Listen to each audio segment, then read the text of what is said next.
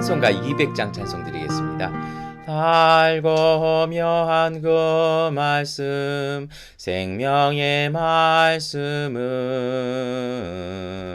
귀한 그 말씀 진실로 생명의 말씀이 나의 길과 믿음 밝히 보여주니 아름답고 귀한 말씀 생명샘이로다. 아름답고 귀한 말씀 생명샘이로다.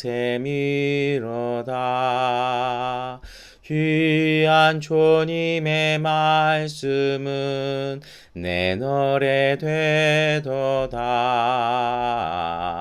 모든 사람을 살리는 생명의 말씀을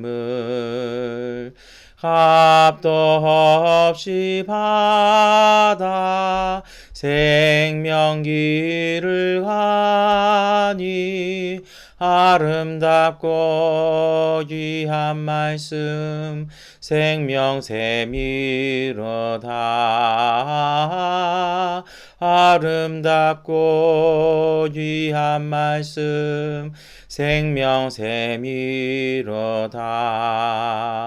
널리 울리어 퍼지는 생명의 말씀은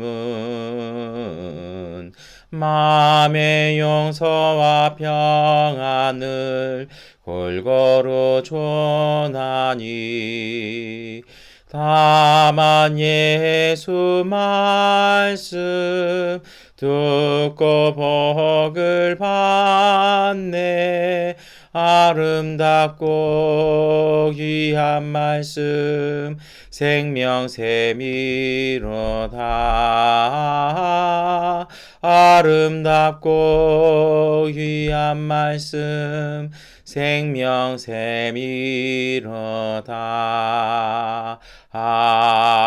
아멘. 사도신경으로 함께 신앙 고백 드리겠습니다. 나는 전능하신 아버지 하나님 천지의 창조주를 믿습니다. 나는 그의 유일하신 아들 우리 주 예수 그리스도를 믿습니다. 그는 성령으로 잉태되어 동정녀 마리아에게서 나시고 본디오 빌라도에게 고난을 받아 십자가에 못 박혀 죽으시고 장사된 지 사흘 만에 죽은 자 가운데서 다시 살아나셨으며 하늘에 오르시어 전능하신 아버지 하나님 우편에 앉아 계시다가 거기로부터 살아있는 자와 죽은 자를 심판하러 오십니다. 나는 성령을 믿으며 거룩한 공교회와 성도의 교제와 죄를 용서받는 것과 몸의 부활과 영생을 믿습니다. 아멘. 찬송가 370장 찬송 드리겠습니다. 주 안에 있는 나에게 단 권심이 있으랴. 십자가 밑에 나가 내 짐을 풀었네. 주님을 찬송하면서 할렐루야 할렐루야.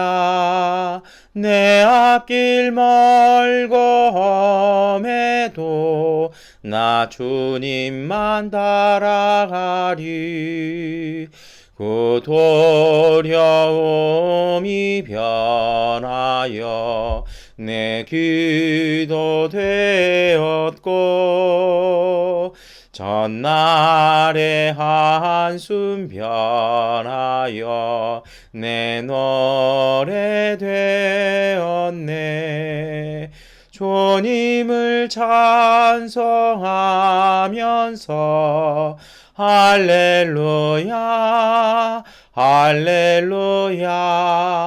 내 앞길 멀고 험해도 나 주님만 따라가리.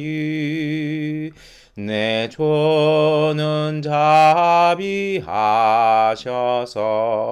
늘 함께 계시고 내 공핍함을 아시고 늘 채워주시네.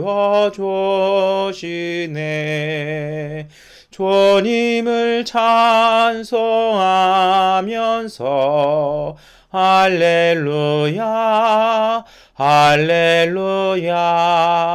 내 앞길 멀고 험해도 나 주님만 따라가리.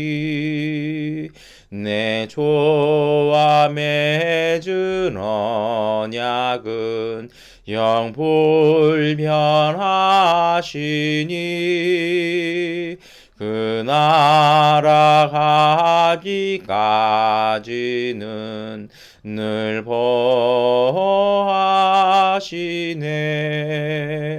주님을 찬송하면서 할렐루야 할렐루야. 내 앞길 멀고 험해도 나 주님만 따라가리. 이사야서 55장 10절부터 13절까지의 말씀 세 번역번으로 함께 읽겠습니다.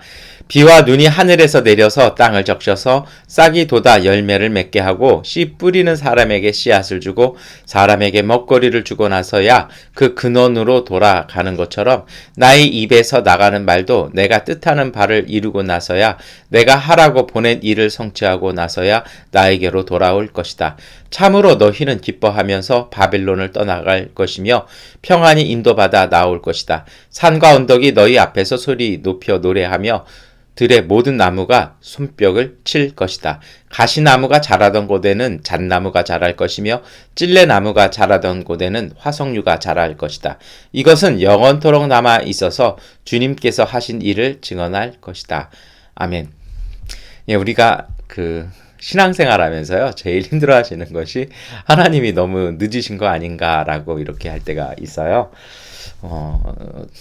저도 그것 때문에 많이 기도하게 되는데요. 예전에 언젠가 한번 제가 속초를 가게 된 일이 한번 있었습니다.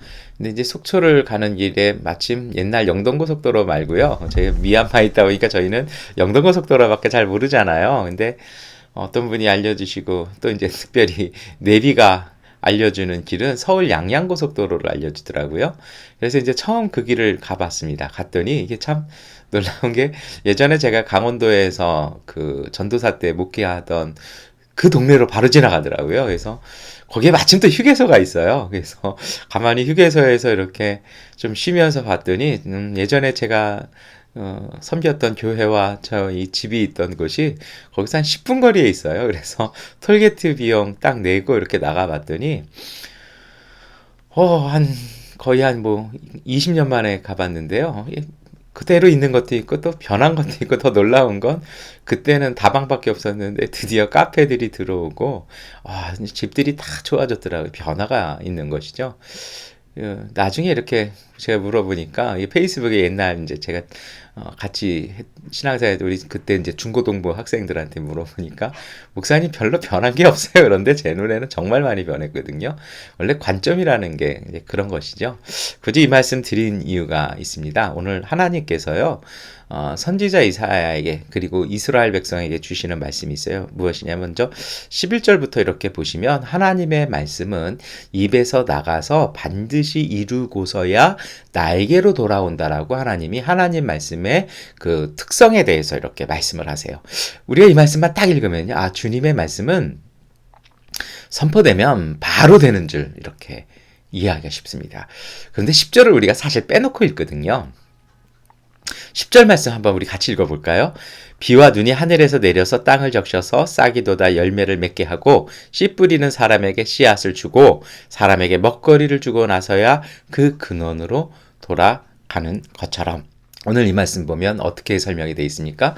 비를 통해서 말씀하시는 거죠. 비나 눈이 탁 내려서 하늘에서 내려서 땅을 적시고 그 수분 때문에 열매를 맺고 그것이 자라서 씨앗이 생기고 또 그것을 뿌리고 거두어서 먹거리를 주고서야 다시 하늘로 올라가는 것 같은 어떤 얘기를 하시는 거예요? 자연의 순환, 다시 말해서 하나님께서 그 창조의 질서를 통해서 주님의 말씀이 선포된 말씀이 이루어지고 다시 하나님께로 돌아온다라는 것입니다. 다시 말씀드리면 정리하자면요. 주님의 말씀은요. 하나님의 질서, 하나님의 창조의 섭리를 따라 이루어진다라는 것입니다. 그래서 우리가 너무 성급하지 않았으면 좋겠습니다. 우리 눈에는 안 보이고 천천히 가는 것처럼 보이지만 주님의 말씀은 우리 안에서 정말 열심히 일하신다라는 것이죠. 근데 여러분, 여기서 우리가 꼭 한 가지 기억하셔야 될 것이 있어요. 여기까지는 우리 모두가 사실은 다 아시는 내용들인데요. 요 다음에 내용이 있는 것이죠. 뭐냐면 그 질서라는 것이 어떤 의미가 있느냐라는 것입니다. 저는 제가 자랄 때는 아무래도 우리 한국의 상황이 미얀마 상황하고 좀 비슷해서 이게 좀 파란색 옷 입은 분들, 군인들이 많이 집권을 했잖아요. 그러다 보니까 어릴 때부터 학교에서 많이 강조되던 것이 질서였던 것 같아요. 그래서 뭐 질서를 지켜야 된다, 준법, 정신, 확립, 뭐 이런 거요. 그리고 이제 뭐 군대도 갔더니 이제 뭐 그런 것들 많이 강조하잖아요. 근데 여러분 여기서 우리가 꼭 기억하셔야 될 것이 있습니다. 하나님이 세우신 질서는요, 어떤 기준이냐면 어떤 하나의 시스템을 돌아가게 하고 어떤 정권을 유지하게 하는 그것이 아니고요. 그런 어떤 모럴한 어떤 것이 아니라 질서는요, 모든 생명을 지켜주고 자라게 하는 것이 질서입니다. 그러니까 오늘도 말씀에 나오잖아요. 그 비와 눈이 내려서 땅을 적셔서 땅이 살아나고 열매를 싹이 돋아서 열매가 맺고 그리고 그 열매를 통해서 그게 또 씨앗이잖아요. 그 씨앗이 사람에게 들어가고 나서 그것이 또 자라고 이 순환하는, 그래서 창조 세계에 속한 모든 생명들이 되살아나게 하는 것이, 그리고 그러한 순환과 그러한 흐름들을 우리가 질서라고 하는 것입니다. 어떤 우리가 사는 세상에서의 질서는요, 효율성의 질서거든요. 어떻게 하면 이윤을 더 하고 어떻게 하면 많은 사람들이 더 효율적으로 할 수 있는지에 대한 것을 질서라고 부여한다라면, 정말 참된 질서는요, 하나님이 주신 모든 생명이 다 잘 생명을 품고 성장할 수 있도록 그걸 지켜주는 것이 바로 질서라고 얘기하는 것이죠. 그래서 여러분 복음서를 읽어보시면 예수님께서 그 당시에 어떤 사회적 규범이나 질서나 성전 체계의 그런 질서들을 어기시는 게 나와요. 그러면 이게 보면 예수님도 이런 거 막 깨시네, 이런 시대적인, 또 그리고 그 시대의 어떤 신앙적인 질서를 깨시네, 이거 아니지 않나? 뭐 이렇게 하시는 분도 있거든요. 그게 아닌 거죠. 예수님은요, 참된 질서를 사실은 지키고 계시는 것입니다. 모든 생명을 배려하도록 하는 거죠. 그래서 그 질서는요, 끊임없이 성장하고 끊임없이 변혁되어지는 것입니다. 오늘 이 사순절 기간에 우리가 이 말씀 어떻게 읽어야 될까요? 저는 그래요. 오늘 우리 가운데 이루어 주신 주님의 말씀이 우리가 보기에는 천천히 되는 거지만 이게 이루어져 가고 있다고 말씀을 드리잖아요. 그 하나님의 말씀이 이루어져감을 받는 오늘 우리도 그러한 삶의 자세가 필요합니다. 여러분, 우리가 무엇인가를 얻고 또 우리 눈에는 좋은 기회고 좋은 일이라고 생각하는 것을 어떻게 분별하는지 아십니까? 우리 주일날 설교 기억하십니까? 이게 악으로부터 온 것인지 주님으로부터 온 것인지를 분별해야 된다라고 제가 말씀드렸잖아요. 바로 이거예요. 하나님이 주신 축복은요, 하나님 주신 그 말씀에 이루어진 기도의 응답은 모든 관계와 모든 내 주변의 사람들을 행복하게 해줍니다. 그래서요, 조금 천천히 이루어지지만 정말 그 뿌듯한 감격, 그리고 주변 사람들이 기뻐하고 축복해지고 같이 참여하는 것이 하나님 주신 기도의 응답입니다. 그런데요, 악이나 욕심으로 이루어지는 것들은요, 이걸 파괴해버립니다. 하나만 자라요. 전체가 죽어버려요. 지금까지의 관계나 내 주변 사람들이 피해를 입기 시작해요. 이거는 아닌 것이죠. 제가 그 가끔 보면은요, 먹거리 타운으로 이렇게 유명한 다 원조 할머니집, 뭐 실로암 막국수집, 뭐 이렇게 속초에도 그런 거 있고, 뭐 손두부집 양양에 가도 있고요, 뭐 신림동에도 순대타운 이런 거 쭉 있잖아요. 뭐 장충동 가시면 족발타운 있고요. 이런 집들의 특징이 뭔지 아십니까? 그 원조이신 분들이 주변에 새로 이렇게 오신 분들에게 기술을 가르쳐 주더라는 것입니다. 때로는 본인들이 사용하는 방법을 옆집에서 이렇게 쓰잖아요.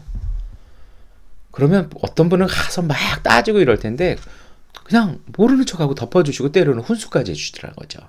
그래서 전체 상권이 살아나니까 본인들도 성장한다라는 것입니다.